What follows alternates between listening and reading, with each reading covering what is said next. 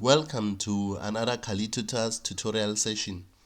In this tutorial session, I'll take you through SUS1501 Portfolio. This is actually part 2. We've already uploaded part 1. If you haven't watched part 1, please make sure that you watch part 1 so that you'll be able to follow what we're going to be discussing. Okay? So in this tutorial session, I'll show you how to write notes in your portfolio. Okay, without wasting any more time, let's continue. Okay, so here's the most important thing. Make sure that you use the correct template.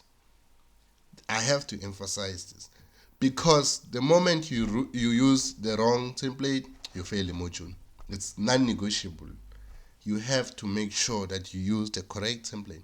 And to ensure that the template is correct, you have to download it yourself from MyUnisa. Okay. Here are some of the recent mistakes that students made. They will use a template that is talking about children dying from preventable diseases instead of DRC child labor. So, as much as the children dying from preventable diseases was actually a question in 2020, it has not been used in late 2021 and 2022. Okay. So if your template has children dying from preventable diseases, make sure that you double check that, okay? Some students will talk about Oppenheimer's net worth instead of Bob Van Dyke. Some will go as far as Whitey Person's net worth instead of Bob Van Dyke. Whitey Person's net worth was discussed in 2020, not in 2022, okay? So some students will go as far as making reference to Van Dyke, a soccer player. So instead of using Bob Van Dyke, who is actually the CEO of Nespas, which is he's a business person in fact.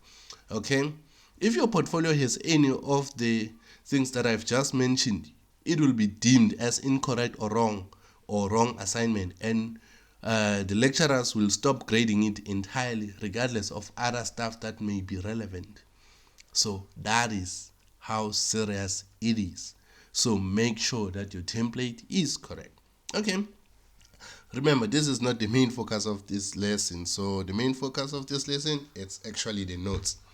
So to make a good impression on your portfolio, your notes must make reference to the concepts of the basic theories of sustainability and greed to demonstrate you have grasped the subject content. You must try to find the best way to reflect on how some of the questions, okay, question 1 to 20, succeed in evoking the wisdom of some of the theories being taught and how that theory can be applied to answer the challenge posed by the question. Okay, so I've actually written a note on one of the questions. So I'm going to use this to demonstrate what is expected from you. So the first thing that you must make sure that you answer is that, okay, you need to answer what was your opinion in assignment 1. Okay? So yeah, you must forgive me. I've got chickens here at home, if you hear some sounds. Okay. So you must make sure that you state what was your opinion in assignment 1, and then also state what is your current opinion. And then after, you need to state why you changed your mind. Why has your opinion stayed the same, or why has your opinion stayed the same? If you've changed your mind, you have to state why. If your opinion stayed the same, you have to state why. In doing so, you need to support your argument, or you need to use notes to actually convince the TA or lecturer that you've used the theory in the module to actually get to the conclusion. Okay, let me read this. So the first thing in this example that I'm going to show you now is that, okay, I've answered the first question. It's what was your opinion in assignment 1? Okay, my original answer was A. Okay, then that's it. Then the second question, what is your current opinion? Okay, but I have changed my mind and my new answer is E. Okay, you state that. Sorry about that. So, okay, then you have to answer. Why did you change your mind? In this case, remember, I've changed from A to E, so I have to make sure that I support, okay, I give evidence that I was actually influenced by the theories in the module.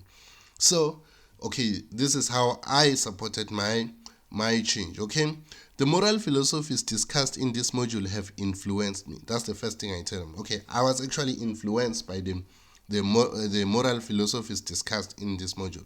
Okay, I have learned about Kant's categorical imperative rule in deontology, which can be used to determine whether an act is moral or immoral.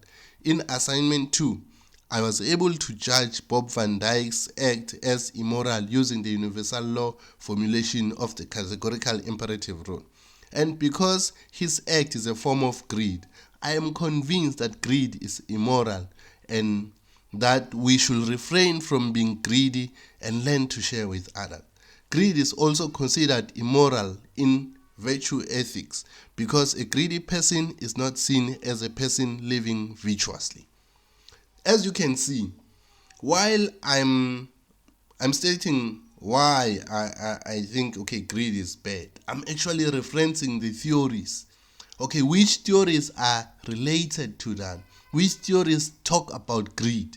And how can one conclude that someone is being greedy? That's exactly what you need to do. This is how you should write your notes. Okay? You must do this for all questions. So this one, I actually chose this one because it seems to be, it was on the template, 2020 template, 2021 template, and even in 2022 template.